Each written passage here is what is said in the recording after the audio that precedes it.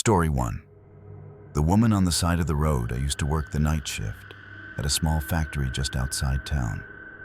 And for years, the same routine played out night after night. When the clock struck midnight, I would drive home along a lonely stretch of highway that cut through farmland and woods. There were no streetlights, no traffic cameras, hardly even another car in sight. It was the kind of road that felt frozen in time, where silence pressed in from every direction, and the only sound was the steady hum of my tires on cracked asphalt. On one particular night, I was more tired than usual. The machines at the factory had given us trouble, and the overtime dragged on until my eyelids were heavy. Still, I told myself the drive would be peaceful, a half hour of quiet before bed. But halfway down that dark highway, I noticed something that made my chest tighten.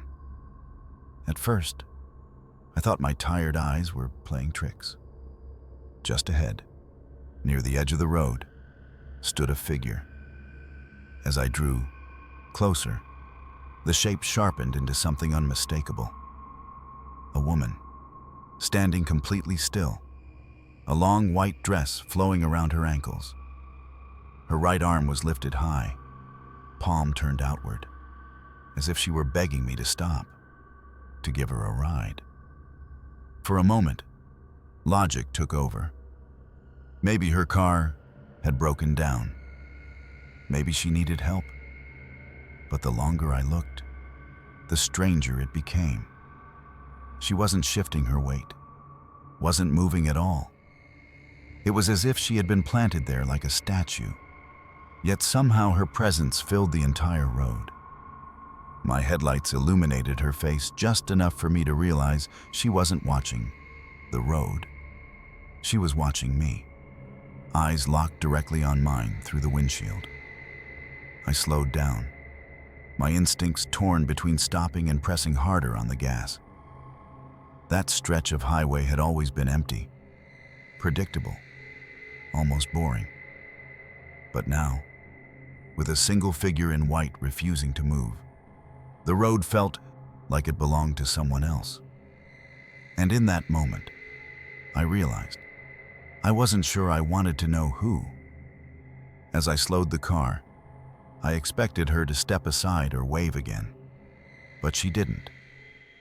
Instead, something far stranger happened. No matter how much I eased off the gas, the figure stayed perfectly in place, gliding alongside the road as though she was tethered to me. At times she appeared closer, her pale dress almost brushing the edge of my headlights. Other times she seemed farther away, swallowed halfway by the darkness. Yet her feet never touched the ground. She wasn't walking. She wasn't running. She was simply there, moving without moving. That was the first moment real fear settled in my chest.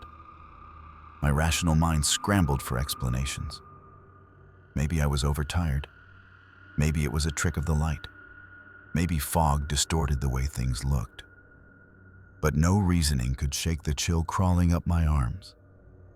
Because no matter what speed I drove, slow or fast, that figure mirrored me exactly.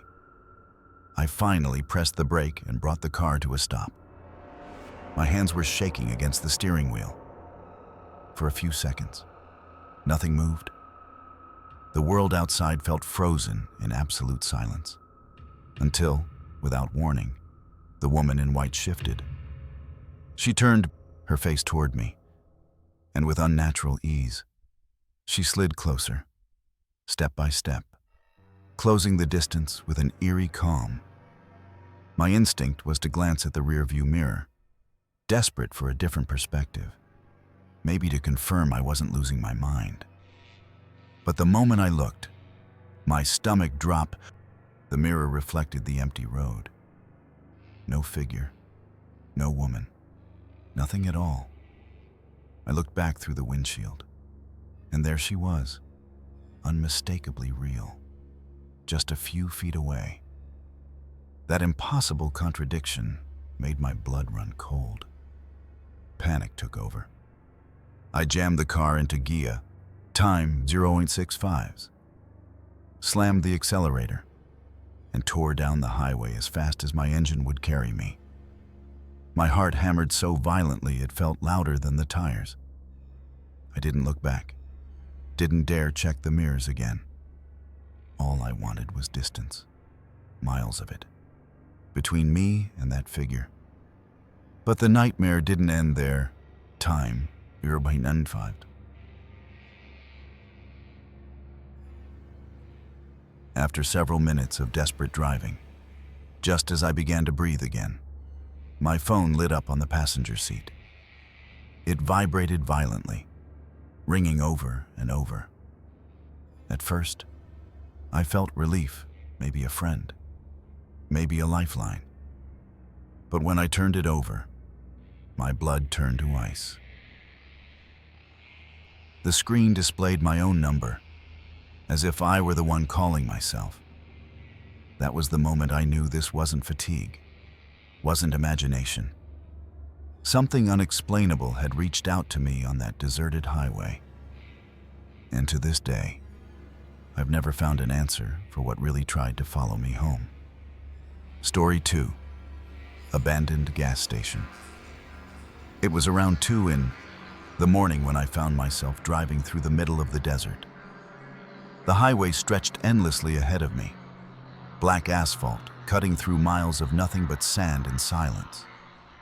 My fuel gauge was dipping dangerously close to empty, and the thought of being stranded out there alone made my stomach knot.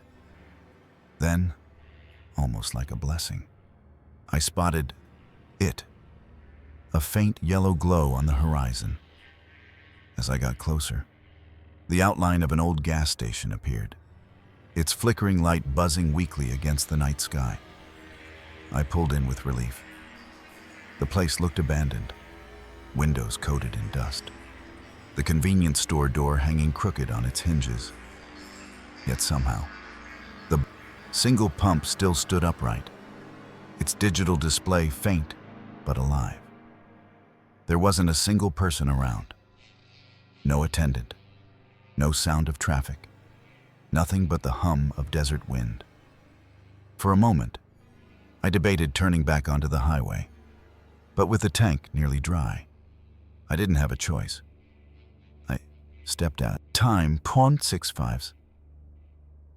Swiped my card, and to my surprise, the machine whirred awake. As the gas flowed, I leaned against the side of my truck, trying to shake off the unease. That's when I heard it. Faint at first, like gravel shifting under a heavy weight. Then clearer, slow, dragging footsteps, accompanied by the sharp scrape of metal against concrete. My first thought was that someone else was here, maybe a mechanic, maybe another traveler. But as I turned, scanning the dim lot, I saw nothing.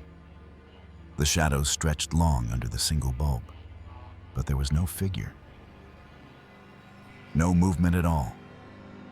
The sound came again, closer this time, echoing between the pumps. My pulse quickened.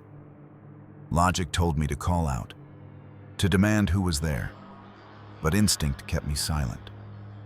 I just stood there, frozen, with the pump clicking as it filled my tank, and the steady scrape of metal footsteps circling somewhere in the dark. The footsteps faded, and for a few seconds I almost convinced myself I had imagined it. The desert does strange things to your mind when you've been on the road too long. But then my eyes drifted toward the convenience store behind the pump, and my blood ran cold.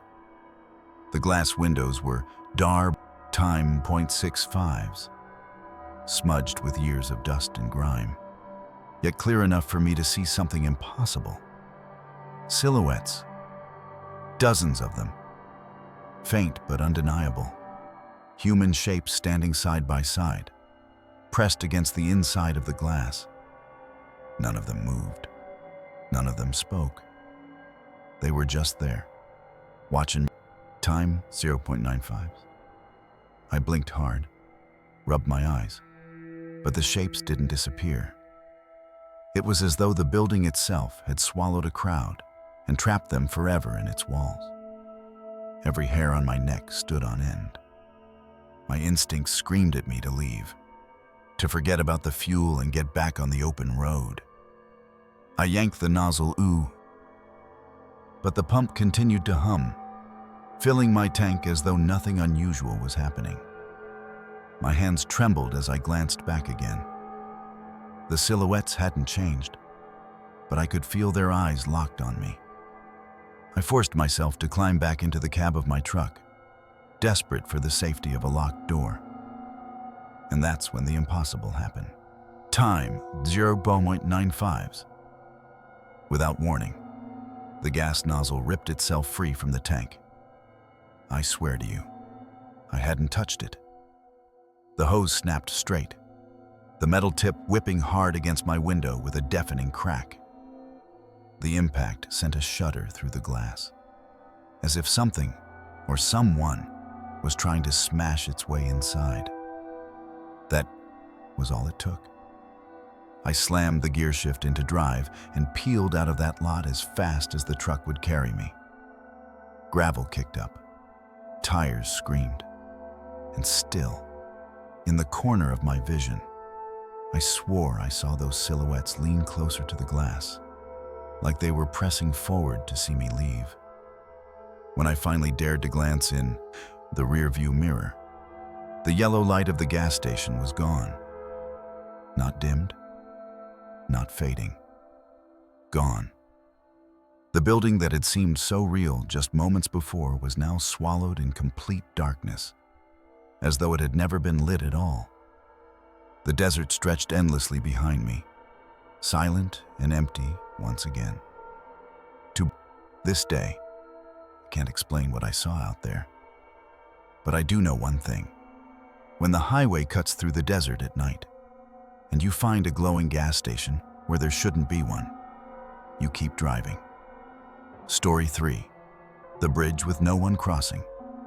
We were a group of friends driving cross-country one summer night, chasing the thrill of empty highways and the promise of reaching the coast by sunrise. The road was long, and by midnight, our driver decided to shave off time by taking a shortcut. It led us away from the main highway, twisting through back roads until it finally narrowed to a single lane. That lane brought us to an old steel bridge stretched across a wide river. At first glance, the bridge didn't look dangerous, just weathered, with rust spreading across its railings. Still, it felt like the kind of place where you hold your breath as you drive over, hoping the structure holds. We rolled forward slowly, the beams groaning faintly under the tires. That was when something completely out of place shattered the silence. The pipe demands semasa radio. None of us had turned it on. In fact, the dial had been off since the beginning of the trip. Yet, without warning, static fizzed through the speakers, sharp and jagged. Then, beneath the static, came laughter. Not the laughter of adults or teenager, time 0.65s, but the unmistakable giggling of children, light, high-pitched, playful.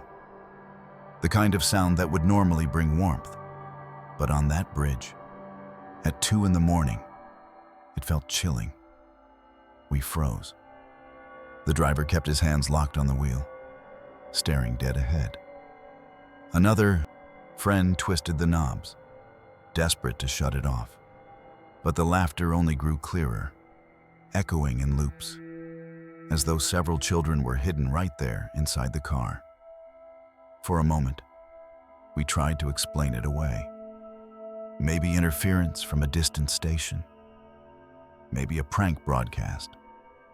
But deep down, time 0.65s. Each of us knew it wasn't.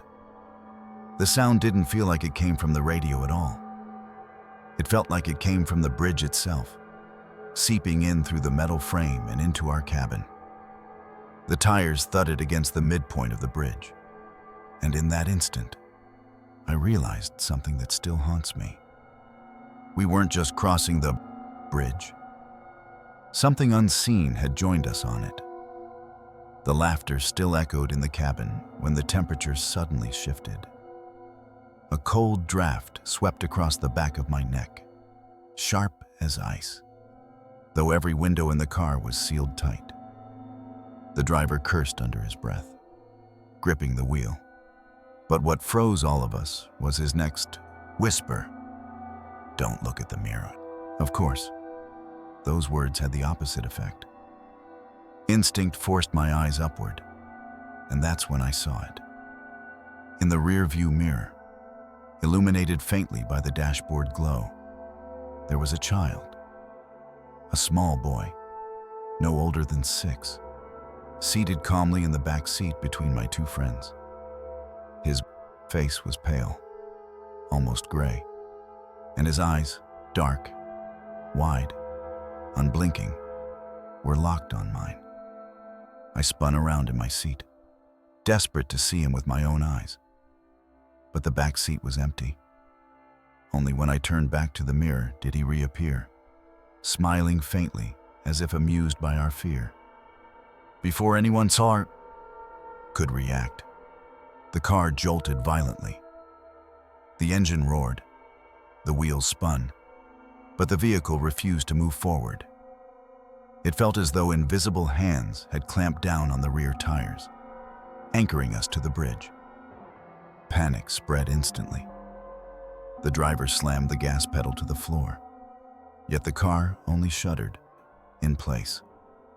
Around us, the laughter multiplied, no longer a single voice but a chorus of children, circling us from every direction. Their giggles echoed through the steel beams above, through the rushing water below, and through the very air inside the car. One of my friends, trembling, whispered a prayer, half-formed, desperate, spilling from his lips like a last resort. And the moment the words left his mouth, everything shifted. The tires gripped again, the car lurched forward, and suddenly we were racing toward the far end of the bridge. When we finally crossed, silence slammed down on us like a weight. No laughter, no cold wind, nothing but the steady hum of the engine. We all turned to look back, hoping to convince ourselves it had just been a nightmare. But what we saw stole the breath from our lungs. The bridge behind us had vanished, swallowed whole by a rolling wall of mist, as if it had never existed at all.